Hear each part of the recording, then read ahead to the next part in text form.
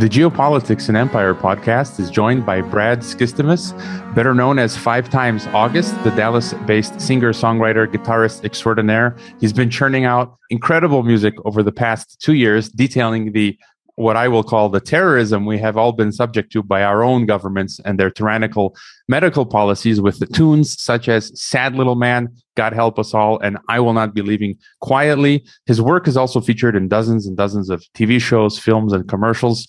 How are you doing, and how is life in the Lone Star State, Brad? I'm doing all right. Thanks for having me today. Life is good here in Texas. It's kind of normal, it's as normal as normal can get, it seems, compared to other places in the world, but doing all right. Yeah, well, we're kind of that same situation here down in Mexico. Sometimes I wonder about going back to the U.S. to live in places like Texas, although our governor here in Jalisco state in Mexico next month is saying he's going to start activating the vaccine passports for some locations. Yay. Right? So.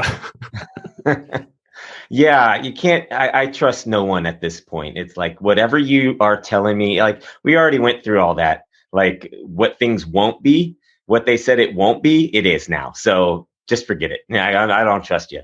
Yeah. All right. I think you're the first musician I've had on Geopolitics and Empire, and I've tried to get a few others on without success, and I'm going to continue to try to get people from all walks of life, not just academics that I usually talk to, but musicians who are talking about also what's happening in the world. And I was listening to your interview on Viva Frei, and you've had a successful career in the before COVID era. Could you tell us briefly a bit about yourself and 5 Times August before we delve into the after COVID era? Yeah, it's been really just a wild, interesting ride. I've been doing 5 Times August, music under the title 5 Times August since 2001. I started right out of high school and sort of started this one-man band project based off my birthday, August 5th. My last name is Skistimas, and I just thought, I can't promote Brad Skistimas. People won't remember that as well as like a band name or something. So I came up with 5 Times August, and I was just sort of doing local coffee shop shows and releasing albums on my own, just recorded out of my bedroom back then. And then at some point around 2004, a music supervisor with MTV had found some of my songs and started licensing them for TV shows on MTV. And that really lifted me to a whole other plateau of my music career, and I was touring colleges, and I had a fan base nationwide, and I really built on top of that exposure. And so that was sort of the first sort of segment of my career, was college shows, touring the country in a van. My wife was with me. We sort of started this kind of mom and pop operation where I was the talent and she was the management, and she did all the booking and collecting checks and contracts and all that stuff, and I just focused on creating music, and did that for a good almost a decade, for the first half of my career, and then took some time off to raise a family. Did a few side projects, was still writing music for TV and film, and ultimately I ended up once I became a dad. I spent the last 3 years pre-COVID. I was focused on a kids music project called the Juicebox Jukebox, where I was creating these videos and kids music it wasn't like your Baby Shark kind of music. It was music with substance that I felt was good for character building, and music that parents and teachers could enjoy just as much as the kids. I wanted to make something cool for the family. So I was focused on that, and then COVID hit. And I had to cancel a bunch of shows, and nobody really knew what was happening. So I took what was happening and just put it into a parody song, which this became a whole other chunk of my early or later career, I guess now, early COVID career. It's been a whole different, separate kind of a thing throughout my career. So I had the college shows, and then I had kids music. And then I became, all of a sudden at the beginning of the pandemic, I became a parody artist. So I did this song called We Didn't Spread the Virus, which was a parody of Billy Joel's We Didn't Start the fire. And I couldn't have spent less time on anything out of my entire career. I wrote it in like 10 minutes, set up a camera and put it on my kitchen counter and recorded this video of me singing this little parody about, what was happening with the pandemic. This was like in the 2 weeks to slow the spread kind of era. And I look back on it now and it's kind of cringy because it's like, oh, it sounds like a public service announcement for staying home and washing your hands or something. But it was a different time, completely different time, because people were sort of like, well, what's happening? And so anyway, I made this video and it went viral. I had like 1 million views. And then all of a sudden I was like, well, if this is making people happy in this weird time where everybody's staying home, I'll keep doing these parodies. And it was a fun exercise. And I did about 12 of them. But then I was like, I don't want to be a parody artist. Like, that's not really me. I'm a songwriter. But the longer that this whole thing went, I was like, this isn't even funny anymore. It's not even funny to me. And the more inconsistent all the regulations got, it just became ridiculous. So I stopped writing and releasing music for a good, 6 months or so until January of this year. And then I was looking back and I was like, I don't want to leave this world, where we're at. I don't want to leave this behind for my kids. And I feel like I need to say something. None of my heroes in the music world were speaking up.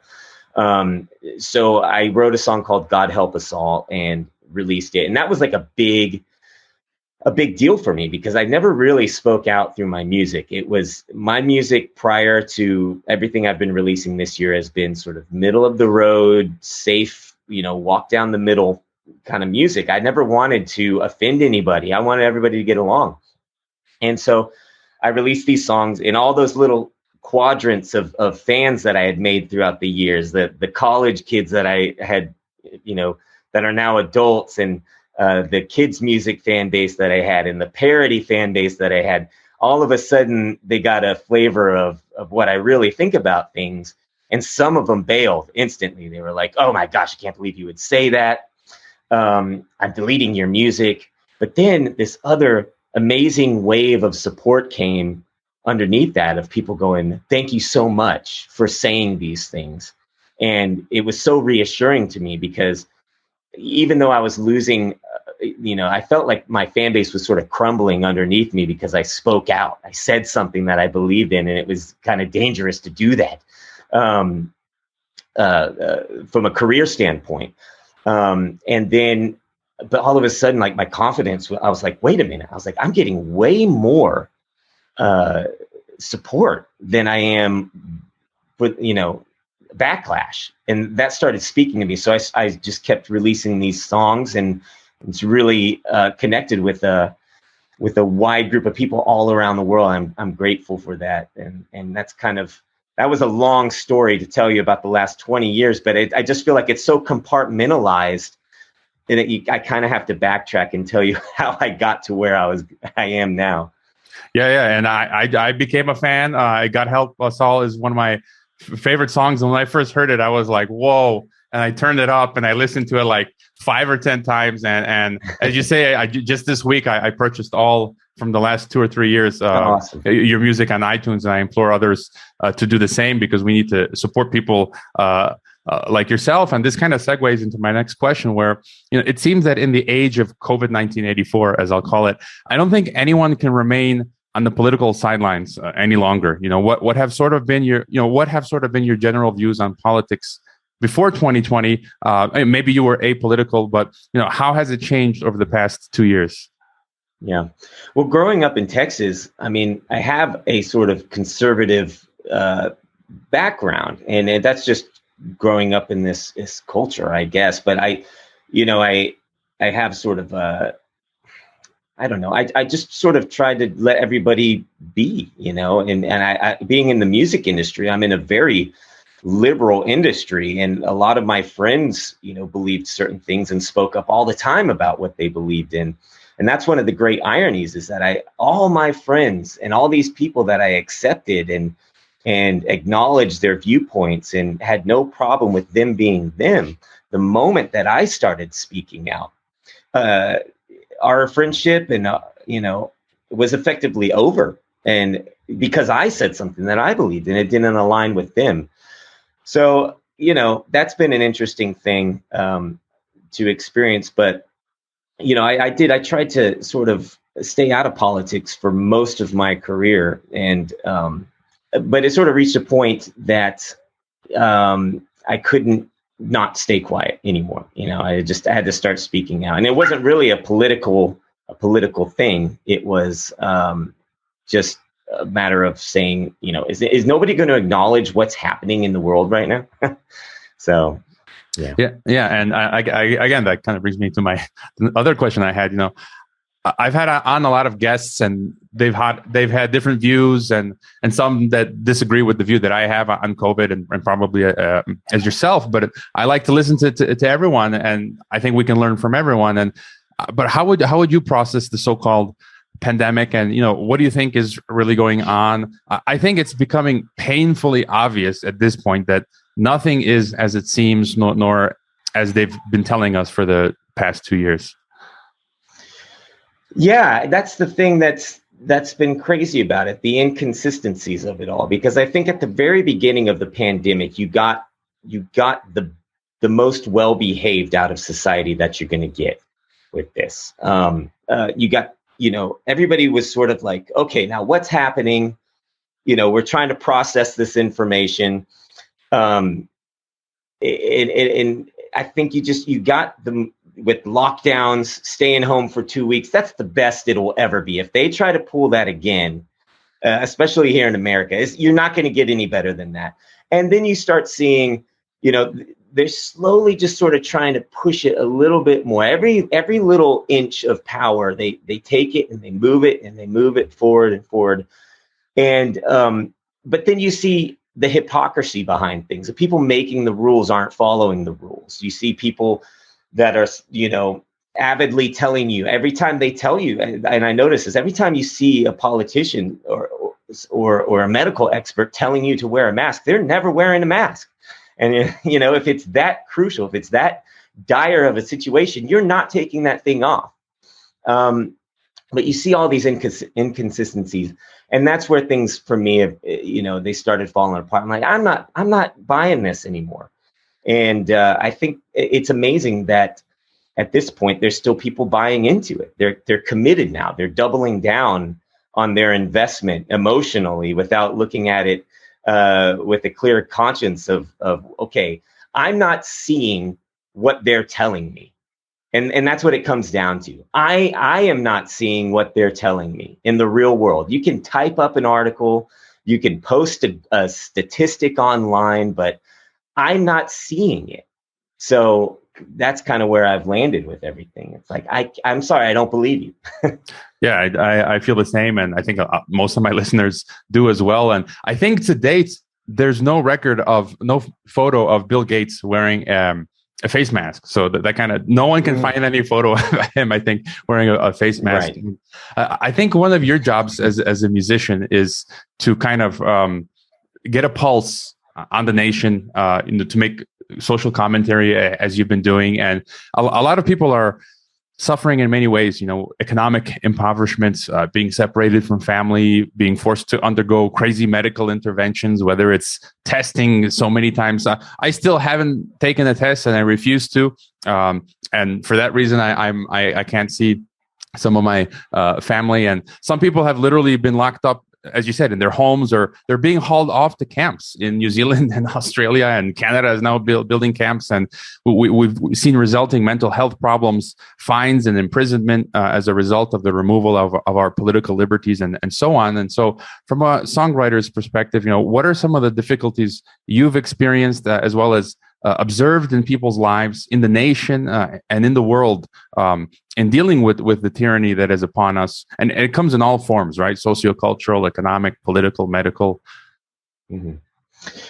Yeah, I think that, everybody, I was at an event recently and everybody I spoke to had a story about a family member or a friend disowning them, and that's the saddest thing about all of it, is that relationships have just been destroyed, like important relationships. And it's brought out this very ugly side in people.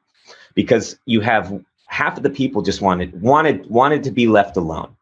And they're in a position now like me. I just wanted to make music. I just wanted to write nice songs for people, love songs for the most part. And then you get pushed and shoved so much that you feel like, okay, look, leave me alone. I have to tell you how I feel about this, and that's where I am musically. It's like I've said this many times, but I've enlisted my music for this time because I don't have an option anymore. We should all be saying what we can say with our voice right now, however we can do it. You don't have to be an artist or a creator, but, through the world of social media and everybody has a platform now. And there is a fight for, what is true, what is real information. And, there's a clear battle with big tech and everything. So like my videos, for instance, one of the biggest difficulties is when I express what I feel through my music, it can be suppressed. I've had several of my videos suppressed on YouTube because the latest one is medical misinformation, the song Sad Little Man. And it's a song critical of Dr. Fauci, but I do not say Dr. Fauci in the video. I do not say COVID. I don't even say the word vaccine in it. It's a piece of art and it's an expression. But I've had this battle with YouTube over the last 3 or 4 weeks since the song came out, of them saying it's medical misinformation. And I keep asking them. I had a chat with them this morning on Google, on YouTube chat. And I said, on creator support. And I said, what is the medical misinformation? And they won't tell me. They say, they give you the runaround. We've given you all the information we can give you. And you hit this sort of, this stump. You can't go any further because, that is sort of a handicap that we have with social media and big tech and all these people in power, is that they can stop the conversation whenever they want to. So we have to, as a collective, keep plowing through however we can. And the bigger that this movement grows, the bigger your voice is, the more people you get involved to stand up and not just be online, but get outside in the streets and band together. We have to be so enormously loud right now that they have no choice but to respond. And I think I see that happening with a lot of the rallies happening all around the world. They've been going on for months. And they've been ignored and ignored. These are record-breaking crowds all around the world in major cities everywhere. And if they do cover it, they cover it as a super spreader. And then weeks, months go by, based on the idea alone of super spreaders. If that was true, we'd all be dead right now because of all of the massive, massive protests. So, there's a lot of difficulties, there's a lot of challenges, but I just think that we all have to do what we can with what we've got right now. So you mentioned censorship, and yeah, I saw you tweeting about that this morning. I think they had deleted your Sad Little Man, and then you put it up again, and I think they reinstated the previous one that had like hundreds of thousands or millions of views. But speaking of censorship and anti-establishment, I can't believe that most of our rock heroes have capitulated. We've seen Bruce Springsteen explicitly say he won't play to the unvaccinated. The Foo Fighters were playing at a vaccinated only venue and had to cancel supposedly because some of them were positive. But there were rumors that they hadn't sold enough tickets because they couldn't get enough vaccinated fans. I saw them play over a decade ago. Tom Morello and Rage Against the Machine have gone woke. It seems they're doing the same. And on it goes with many other musicians, except of course, Eric Clapton. We've seen Van Morrison. I think I recently heard Noel Gallagher of Oasis say he's not doing another lockdown. Maybe Morrissey and some others. I think I caught an interview as well of James Hetfield of Metallica, also questioning some things. So, where have all the anti-establishment rebel rockers gone? And what happened? They're supposed to be the ones, speaking out like you are right now. Right. That's the most revealing thing, because I love music. I love so many different kinds of music. All my rock heroes growing up, the guys that made me want to pick up a guitar and write a song, like I'm like, where are you guys? I never thought that I would be one of those guys. Like I live too clean of a lifestyle to be an anti-establishment rock and roll guy. I never did drugs, like I wasn't sex, drugs, and rock and roll kind of guy. And so I always just sort of thought like, oh, I'll never be that. I'll just be a singer-songwriter kind of guy. And then it turns out just being a straight white family man, is the most dangerous thing that you can, this speaking his mind and opinion about COVID in the year 2021 is the most anti-establishment rock and roll thing you can be. Like, it's so backwards and weird. But I don't know where all those guys are. Like, yeah, like Eric Clapton and Van Morrison, you're like, bravo to those guys. I applaud them. And it makes me appreciate who they are and their music so much more, because there's, so many other guys in the industry where you're like, really? You're like, the name Rage Against the Machine. Okay. Like you're just like, I talked about this on another podcast the other day, but I was like, all these anti-establishment bands that you had from the 60s going on up through the 90s, you had the Doors and the Rolling Stones, and then all the way up to up to Nirvana. And like, they're just a shirt now. They're just a corporate brand T-shirt you can get at Target. They didn't really mean what they were saying, as it turns out, because when it came time to question authority in a real serious way, they backed off. In fact, they joined forces with the authority. So I think that you're going to see a shift overall in the music and entertainment industry, where now we're going to really have to dismantle who our idols were back then and say, okay, well, you didn't really mean what you said. Every action hero that, fought against the bad guys in every movie. Arnold Schwarzenegger, for crying out loud.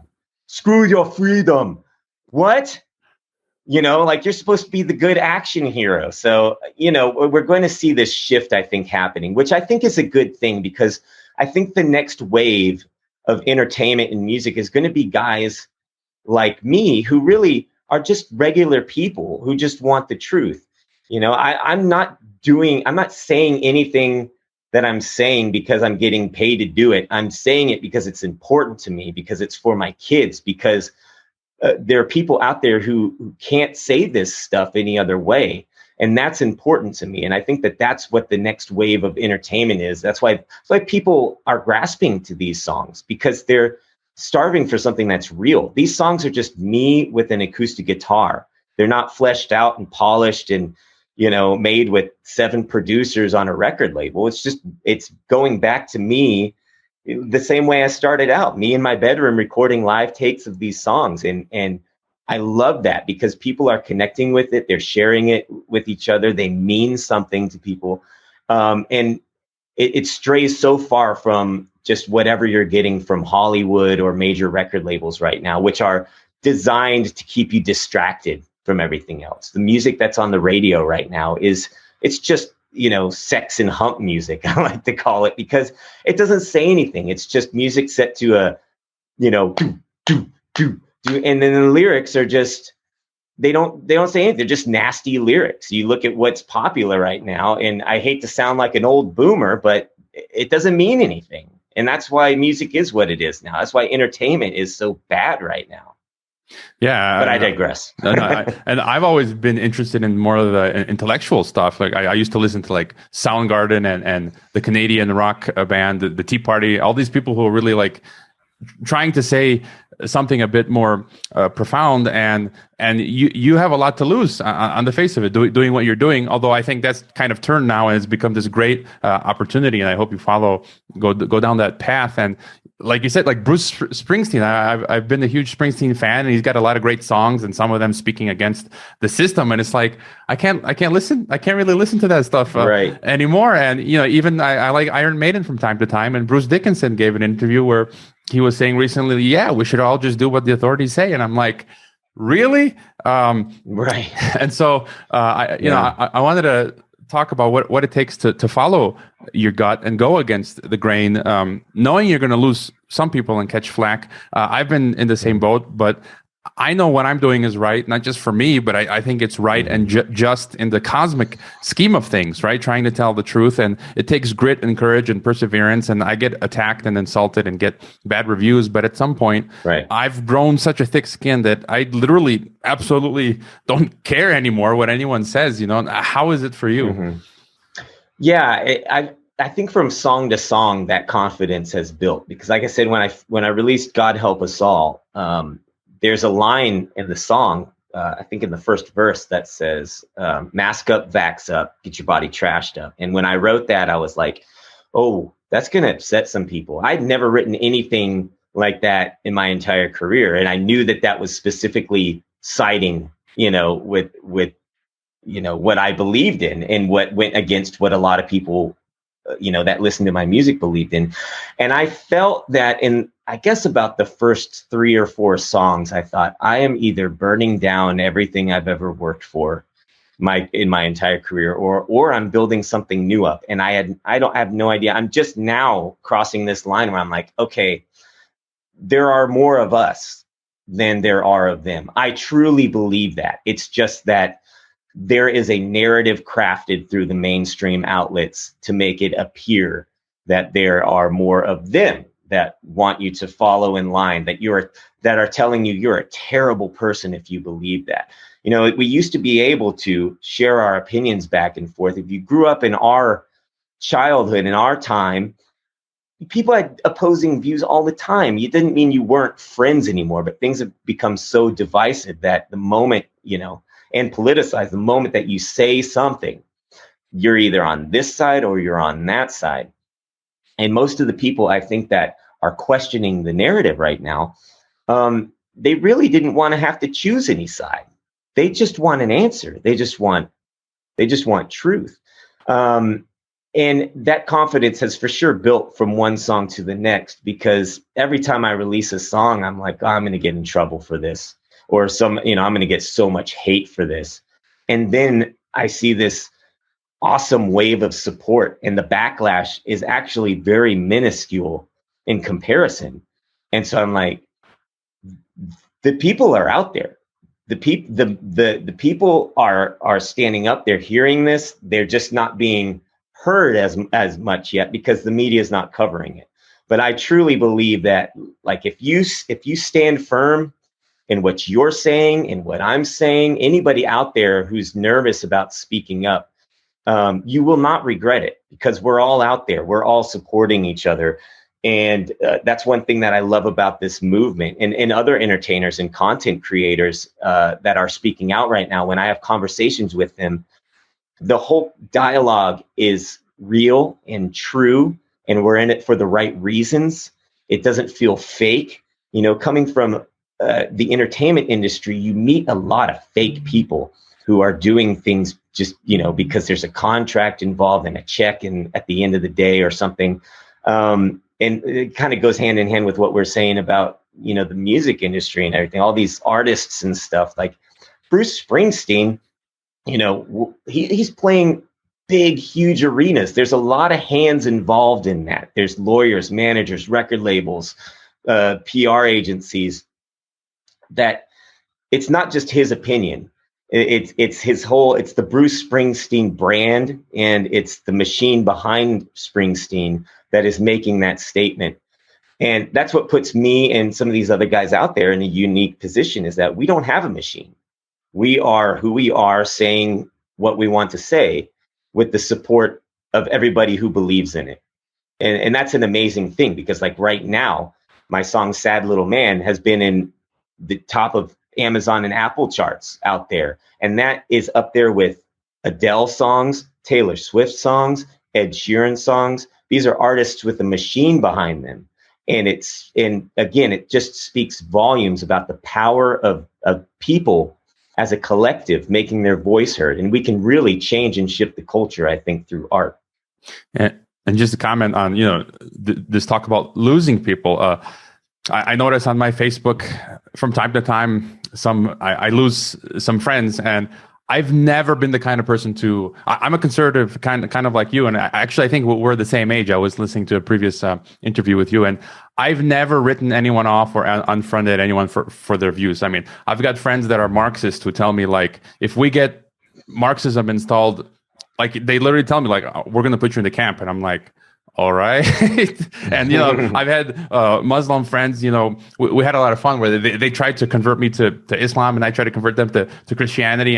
But at the end of the day, I buy them lunch, and we hang, I don't unfriend anyone for their views, but you're as you're saying, you're seeing now people start to do this to us, but at the same time, we're gaining a lot of friends, and as you say, like, I'm meeting virtually a lot of people from the Geopolitics and Empire podcast on Telegram and on our channel, and listeners of mine. I've met some of them in real life, and I continue to meet them in real life. So you're making real, authentic friends, speaking the truth. Right. And to go back to censorship, just to get more of your general thoughts on this age of censorship that we live in.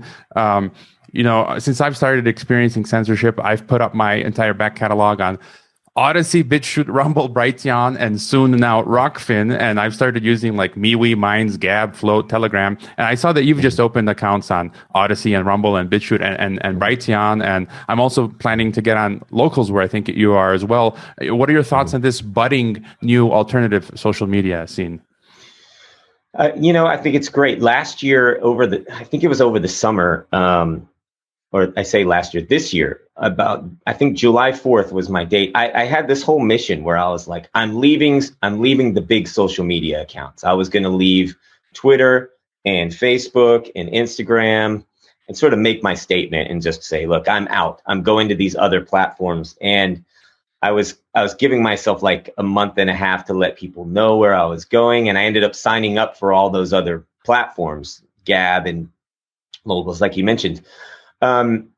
And then in the interim between that time and when I was supposed to quit, I was getting these messages from fans and people going like, don't leave, because it's better to be more places than to be less places.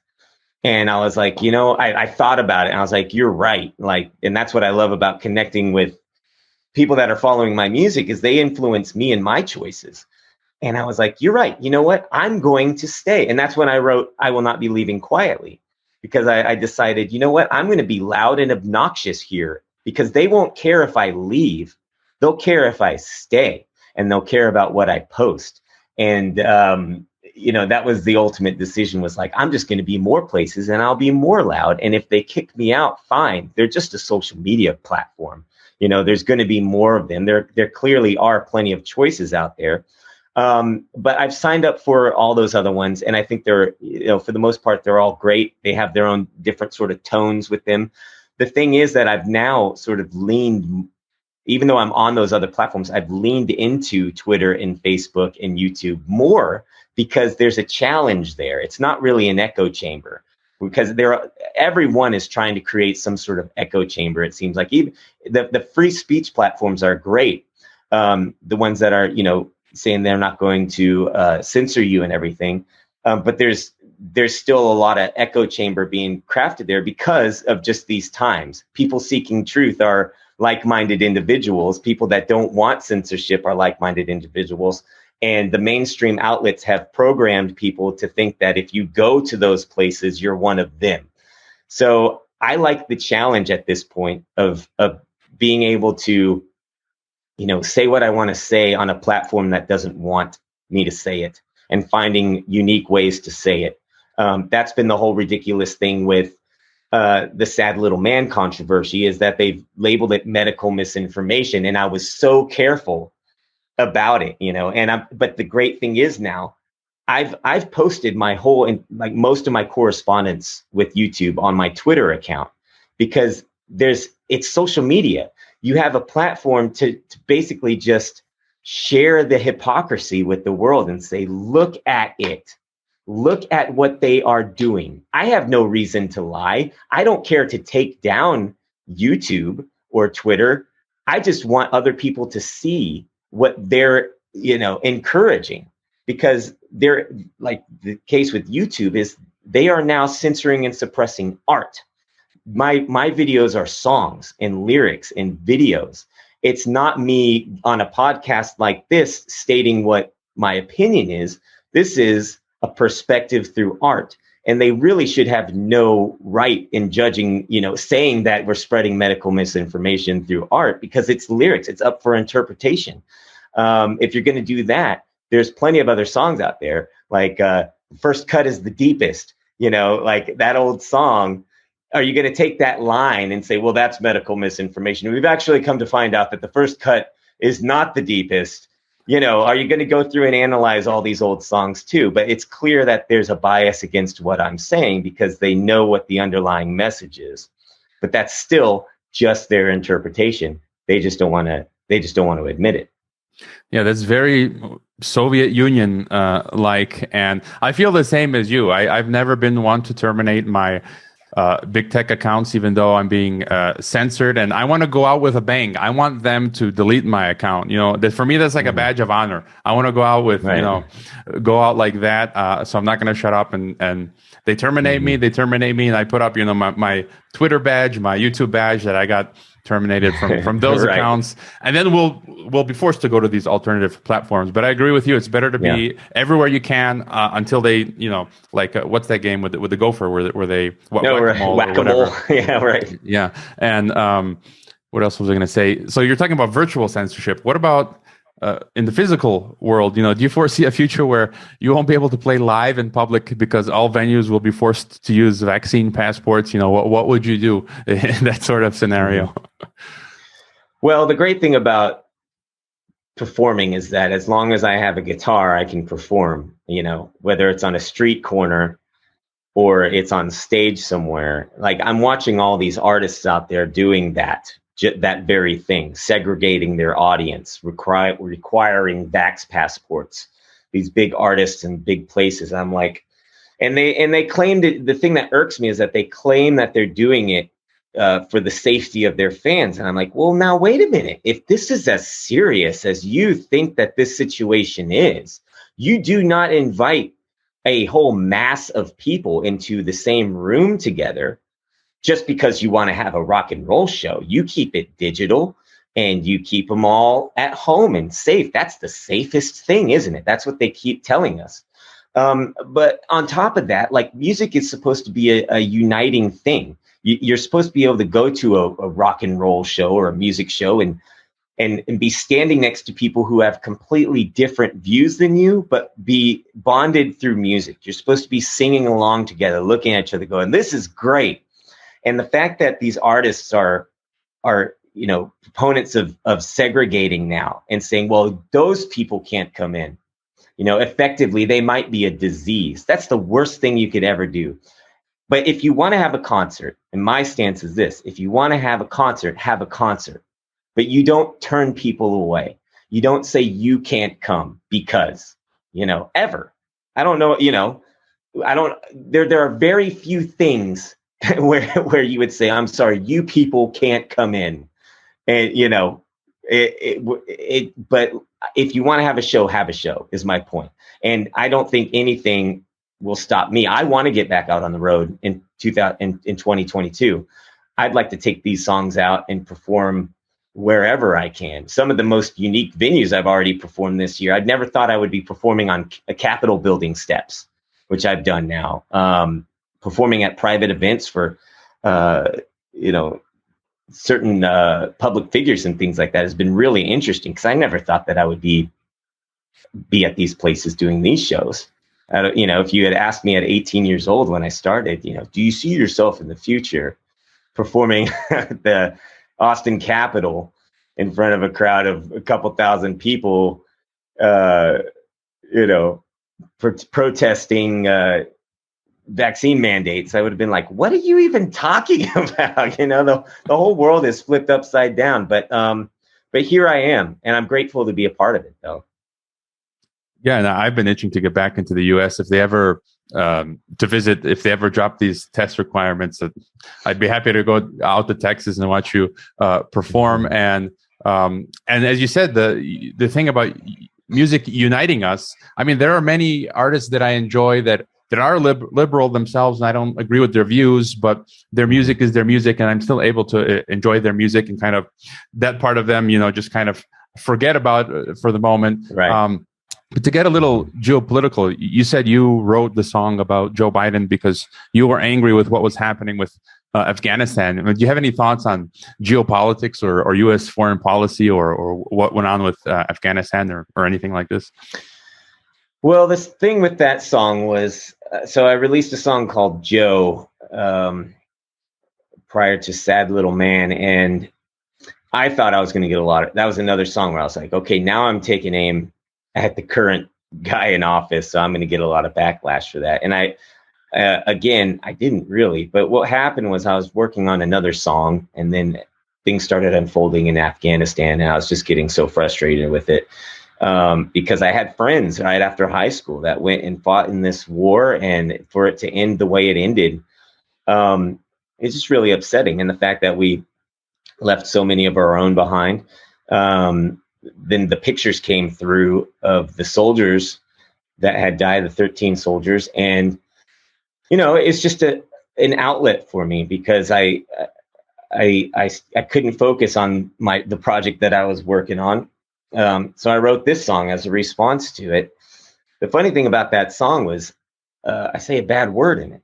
I say the F word in it, which in 20 years, I've never put a bad word in one of my songs. And I was like, do I really do this? And then I just felt like it was the right word. It wasn't like me copping out for shock value or anything. That's why that's specifically why I don't cuss in most of my songs. But I felt appropriate from a writer's standpoint. And the funny thing was, as I talked myself into saying this, like 2 days later, F Joe Biden became a nationwide chant all across, or became a phenomenon. And then the Let's Go Brandon thing came in as well. But that was interesting. But that was, there's so much news that's happening all the time that it's hard to keep up with everything. But watching that unfold, and just the frustration with Biden as an individual, as a non-leader, really, that kind of just took hold. And that's why I wrote that song. So I just felt like we need to, that's what my song's purposes are right now, is taking what's happening and that's what art's supposed to be. You're supposed to take what's happening in the world and let us reflect on that through song or painting or movies or whatever. I think that, that's just been lost. So is there any other an issue maybe that's pressing on your mind at the moment that we haven't brought up? Not really. I mean, my mind has sort of been clouded with censorship the last couple of weeks, which I think I'll probably end up writing a nice little spiteful track towards YouTube and Facebook and stuff.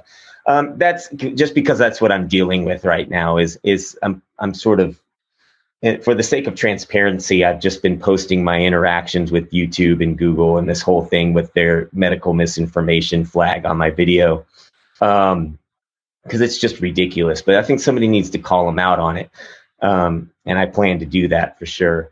But I mean, there are so many issues. I feel like like I have at least 4 or 5 other songs being circulating in my creative psyche right now that I don't see myself stopping anytime soon. It's just I'm gonna keep writing, and hopefully I'll collect all these things and put them into an album or something at some point.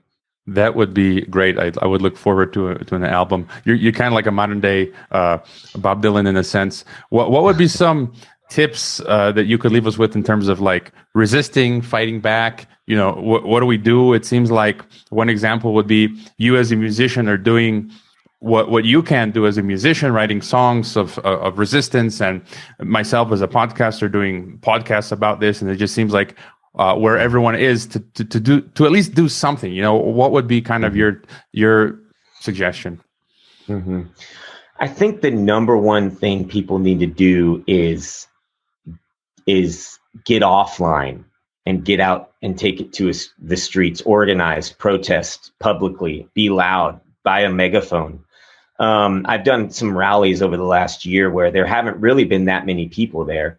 Like, where is everybody? And we're all online, and we can all think that we're doing a great thing, and by all means, make your voice heard online, because that's an incredible tool that we have at our disposal. But it can't just be that. And I think just ask yourself, what abilities do you have? You don't have to create something, but if you're an organizer, organize an event. If you're a personable person, if you're good at debating, find somebody to chat with an opposing view, but approach it in a smart way. Don't just go into it with anger and resentment and frustration. I think that's something that's also lost, is that we are all sort of biting at each other and barking, and it's easy to do that online. But I think if we can bring all this publicly and create a dialogue face to face, I think we would see a lot of that, a lot of what the tone of the country and maybe the world change, because a lot of what's said online, people are afraid to say face to face. That's why you have one side of the aisle that's so quick to block you and censor you, because once you make your point and they can't respond, they turn it off. But if we could see that in person, if we had more debates on live TV between the experts, right? If you had America's frontline doctors questioning Dr. Fauci, and they put him in a situation where he can't answer the question, that would speak volumes to people all around the world who have signed up to the cult of Fauci, because they don't see him. They only see the produced, edited version of Fauci, the prepared questions and answers that he delivers through the TV screen. You put these things on live online, and you catch that guy in a moment, people are going to have to start questioning what's happening in their own brain. People that have doubled down on it and committed to this narrative. Yeah, they only see him in the National Geographic documentary, which got like 95% dislikes right. On that Fauci. Right. I think this week, the Biden administration was saying they're thinking of creating domestic vaccine passports for interstate travel, like they have in Canada, inter-province travel. What's your prognosis for 2022? I think it's just going to be getting progressively worse, or is there a ray of light that the people are going to push back finally? What are your thoughts? I know they're going to try to make it worse. It seems like whatever they can do, they're hammering it in as quick as they can do it right now.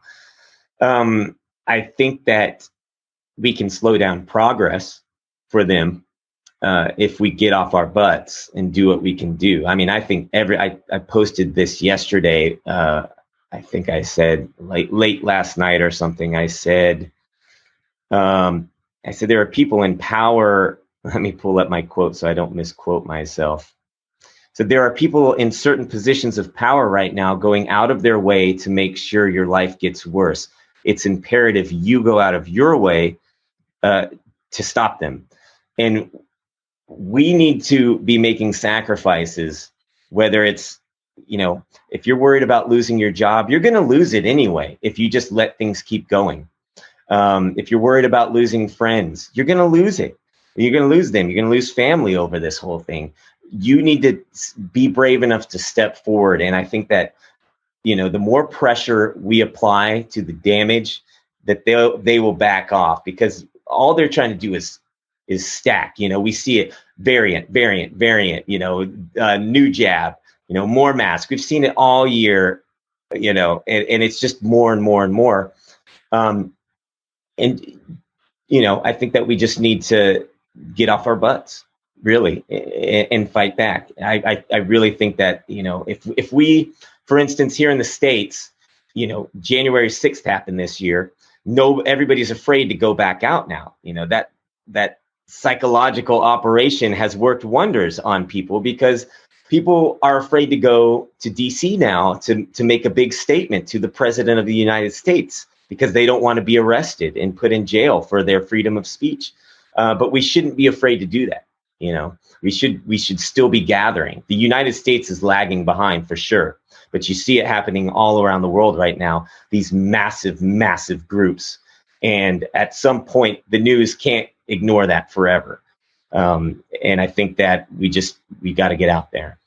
Yeah. And as you said, from the first day, I didn't even consider my future professional career opportunities. I had to call a spade because, as you say, there won't be any future employment opportunities. I just shared a clip on my Telegram channel from Calgary policemen in Canada telling other policemen, saying, this is just the beginning. Like, even if you comply now, later you won't have a job. And so people need to realize this, that you can only play with fire for so long until it consumes you. And then finally, where would be the best place for people to find and to support you? Yeah, you can visit 5timesaugust.com. It's all spelled out, FIVETIMES, August.com. That's, you can find all the music there that I've been putting out this year, the music videos. There's t-shirts and merch there, and donation links if you want to support the work. You can find me on all the social media websites. It's just at 5timesaugust, Twitter, Facebook, Instagram, those big ones, and then Gab and Locals, Getter. Trying to think of them all, but I'm out there. Odyssey, BitChute, Rumble, got the videos up there as well. So just look for 5 Times August wherever you like to hang out online. All right. I hadn't made a purchase on iTunes, I think, in months or maybe even years. And it would have been easy if all your stuff was in one album, because I went buying one by one, and then eventually my credit card stopped working because I think they got suspicious. They're like, I can't buy it, so I had to figure out another way. And so, all right, I really implore everyone watching or listening to go and support Brad by purchasing his songs on iTunes or Amazon. And again, put your money where your mouth is. Support the true rebel rock musicians, and I wish you a lot of success. And thanks for taking the time to come on Geopolitics and Empire. I appreciate it. Thank you. I hope you enjoyed this Geopolitics and Empire podcast interview. The website is geopoliticsandempire.com, and I encourage you to sign up for the free email list through which you can receive an update of every new podcast, as well as a long list of key news headlines once a week. We're being heavily censored. YouTube has deleted some of our videos, and we currently have one strike. Patreon has terminated our account. Facebook has restricted our page, and Reddit has been deleting posts. Our favorite social media channels are Telegram and Twitter. The best places to watch the podcast beyond YouTube are on Odyssey, BitChute, and Brighteon.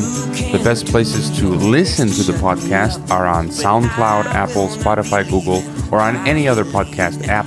To help keep this podcast alive, leave a review on Apple Podcasts and wherever else. Subscribe to all our platforms, and leave a donation if possible via Subscribestar, PayPal, Bitcoin, or Ethereum.